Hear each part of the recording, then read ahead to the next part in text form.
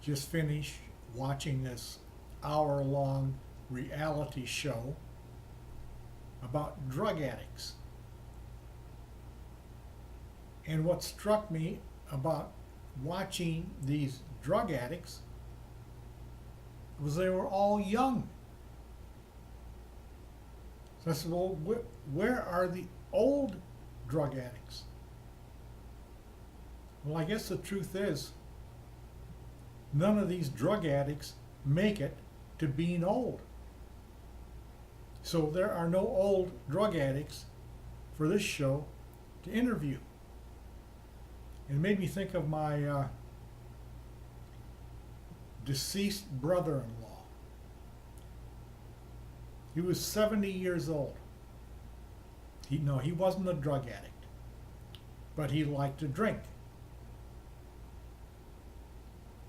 But he wasn't a drunk. He was a responsible person. In fact, he was a captain, retired a captain in the fire department in South Florida. Retired to the Ocala area. But he got himself a gal, about 40 years old. He's 70, she's 40. And they like to party together. Suddenly one night, she died. In 40, she's 40. She died from a drug overdose.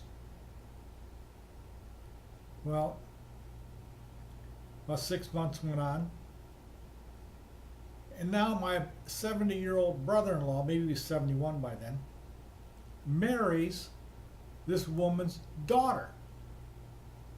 She's about 20. So she marries my brother-in-law, who's 70, and they start partying together. Well, it was very obvious why she married him. She married him for his excellent pension that could support her drug habit. In fact, it was known by others that she had a boyfriend on the side. And she was just using my brother-in-law for his money, married him.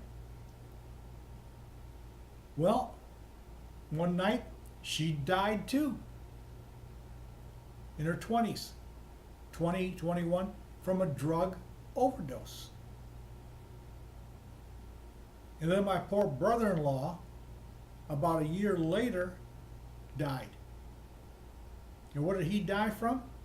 Well, I don't know the exact what's on a death certificate, but he had to party with her.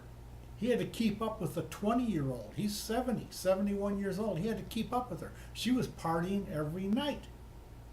Well, I don't know if he was taking drugs, but I know he liked his beer and whiskey.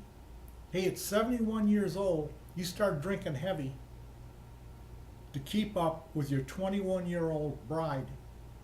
You're not going to last long either. And he didn't. So the whole thing circles back to, where are all the old drug addicts?